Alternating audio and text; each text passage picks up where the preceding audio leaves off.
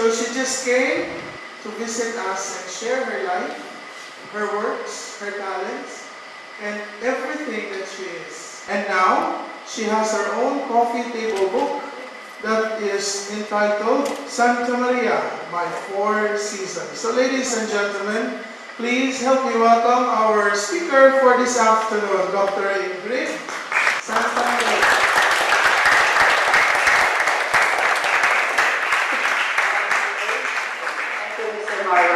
For that beautiful introduction. To our beloved venerables from Manila, Cebu, Iloilo, and Bacolod, headed by Master Miao Ching, LEA officers, beloved friends of Yuan Thong Temple, especially the youths who have been accompanied by the teachers. Very good afternoon to you all.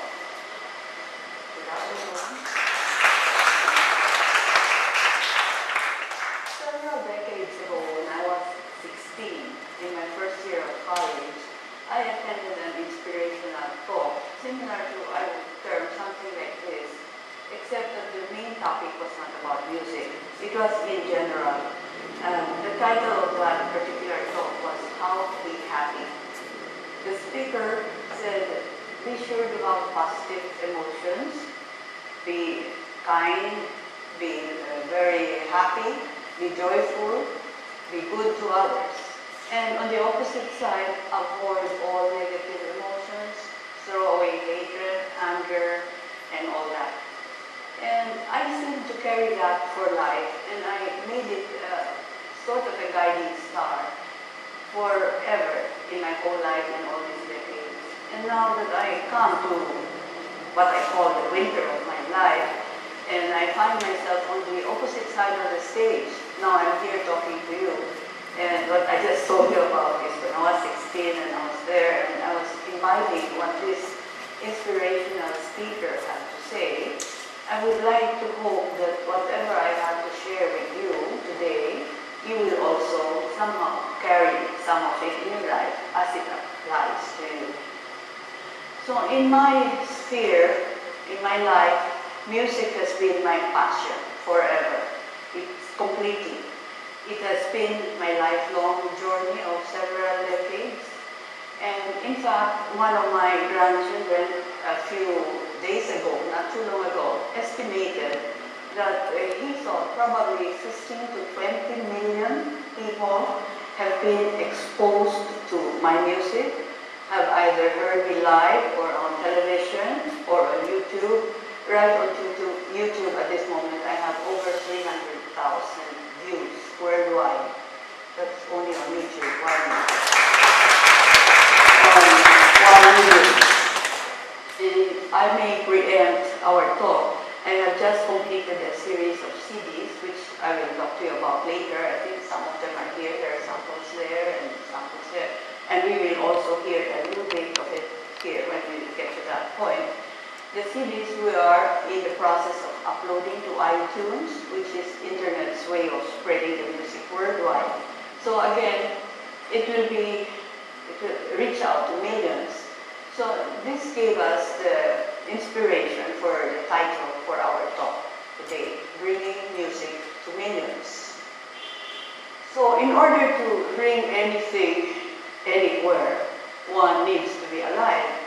And I would like my first statement of the day to state that life is precious.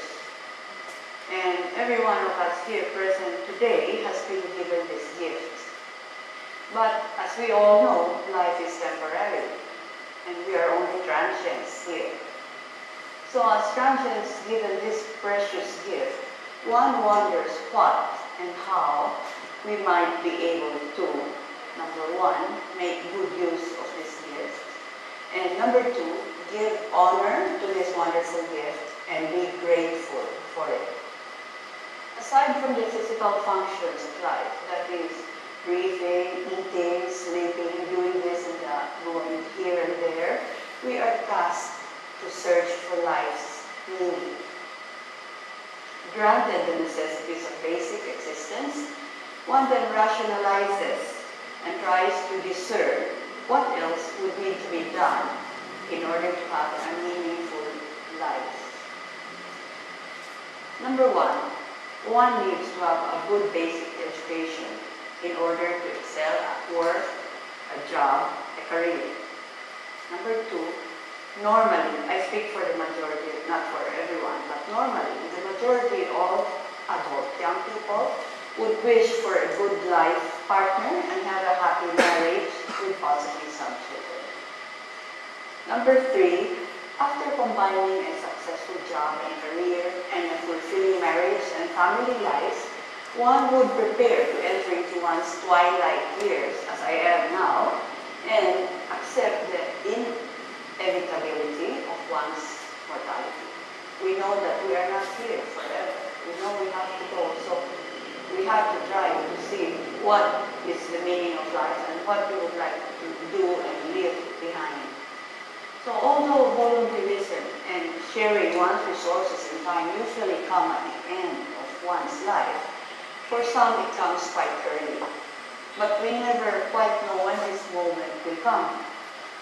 Usually, as I said, it comes later, much later in life, when one has achieved one's career, has worked, has raised a family, has somewhat succeeded in life, and has some spare resources to share. Then we think of what to do to help others. Mine came very early in life. I had what I would call now, in hindsight, a life-defining moment when I was 10 years old. I wrote in a souvenir book of my ambition to serve humanity. And serve humanity. So much later, I didn't even know what this meant because I was 10 years old, yet I said, I want to serve humanity, but I didn't even know what or how I would go about it. So, but what I remember is as a youth, it was like second nature to me to be good and nice to others, to everyone, any age, any status, any circumstances. I just wanted to be nice and try to help anyone and everyone. Then my life went on its normal pace. I finished my basic music education, as Marlon kindly mentioned. My first teacher was my mother. I had my bachelor's degree from her. Then I received my master's degree from San Isabel College in Manila. I went for further studies at Juilliard in the United States. Much later, but I would consider it as an award, not as part of my education, I received an honoris causa degree as Doctor of Music and Education from De La Salle University in Manila. As I said, normally my life developed and my family life also developed. I had a very happy married life for 33 years. I had 4 children, and I now have 16 grandchildren.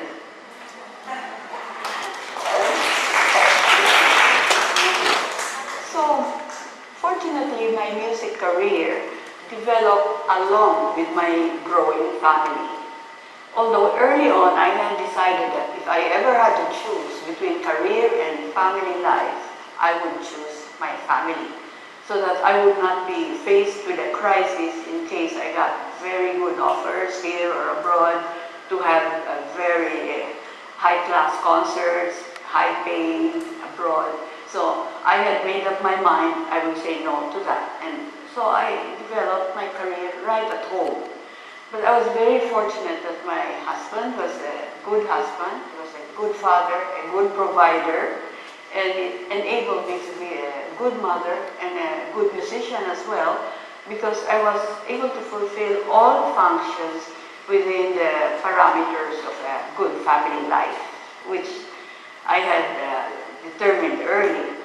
And so I'm very grateful to my husband, children, and family, and friends who helped me fulfill my destiny in life. And even now, as I keep mentioning, I'm in the winter of my life, I'm still continually grateful to many people, and several of them are here. Our venerables, with whom we have done many artistic collaborations, and Monsignor Gaston here, who also has presented our groups many times, musically and artistically. My early performances in Manila went the usual route. I had solo concerts, chamber concerts, orchestra concerts in the usual venues, school auditoriums, Cultural Center of the Philippines, Philharmonic Auditorium, all the best venues in Manila, and so on. So early in life, I was considered to already have been quite a high concert pianist of high artistic level. Okay. But in 1978, I was invited to be the first soloist at the Concert at the Park series in Luneta Park in Manila. I was a soloist, there was an orchestra. This was going to be on live television all over the country. And this was a concert in an open park where people could just walk in without buying tickets, free for the public, and very high-level classic music. And I was the first soloist. So that was my first encounter with such an environment. Playing, open air, no tickets, people walking in. And I could see that the people who were there attended because they really wanted to attend. They were not forced, they didn't have to go because of school assignment, or maybe their friends did not give them free tickets, so they went because they wanted to be there. So I fell in love with that idea of playing for the general public. And eventually, the idea comes that you're playing for so many, that you're playing for masses of people. And then eventually, as the years rolled on, it came to be that it seemed I was playing for millions already as the decades went by. Because remember, this was 1978, so that's 1980, 34, almost maybe 35 years ago. So in 35 years, actually I have not stopped doing my art and my craft. I have been playing all the time, evolving, developing, presenting, helping the youth, going out to the provinces. And later on, as I get to the main subject of my talk, I will tell you more and show you some videos about Concert at the Park and about our 10-year development of the Cebu Youth Symphony Orchestra, then my countrywide concerts with my mentor, Maestro Reyes, with whom we have given over 500 concerts, countrywide on 2 pianos. We will show you excerpts on video. So with that initial concert at the park, I finally felt for the first time that I was really playing for millions of people. And I felt that about 150 years ago, 200 years ago, classic music of this level was only played at palaces and castles and very beautiful mansions of the rich and the elite. And it was not heard generally by the public because there were no venues, nothing. It just did not come down. But with developments that came on later, industrial development, and little by little monarchies were not so visible anymore, music also started to filter down to the general public. So there started to be music in public places. And I could see that Luneta Park was one of the venues in our country, together with Paco Park in Manila. And hopefully, similarly, I was hoping there would be some other venues like that in the provinces. So the music played at Concert at the Park was very high-level classic music. Classic music is the music that was written in more or less from the year 1400 to 1450 to 1600. We call that Renaissance music.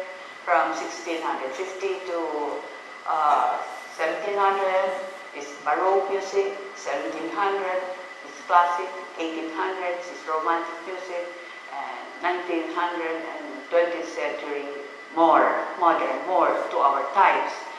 So besides being a period in music that's called classic, classic is also a term for the kind of music that has withstood the test of time. Unlike popular music, pop music, rock music, which changes every few years because the tastes of the people change, and the music is not intrinsically as valuable as we consider classic music to be now. So, like I said, after 1978, my outlook on life completely changed. I was powered, I was inspired to go as much as I could for playing for as many as I could. And so that became my mission, to make as many people aware of the importance of classic music, because actually it's not our people's fault that they don't know about classic music, it's just that they're not exposed to it. So I wanted to make that my mission. And then my vision was to have every Filipino hear at least one live concert in their lives. So that's why I went on all these countrywide tours. I know it's a big, big dream, it's a big ambition, but I think we succeeded in a small way, especially with the multiplier factors of the media, mass media, television, and now we have internet. Everybody can go to internet and search anything. Just on YouTube, myself personally, I have over 500 video segments. So my music has been available on YouTube for all these years. So with that, I would like to, without further ado, I would like to share with you some of the Concerts at the Park videos. We have, the first one I would like to show you was around 1980. This was a Valentine's Day concert at the park. The concerts there were on Sundays at 4 o'clock.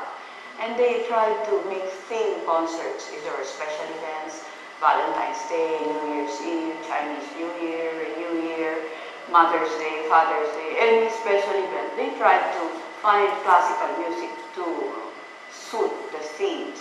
So this particular one was on February, Valentine's in 1980. And we have chosen a 1-minute excerpt from a Liszt concerto that I performed. By the way, Liszt was one of the most famous composers from the Romantic periods of music, that means in the 1800s. And concerto is one of the most common forms of music that you will hear several times this afternoon.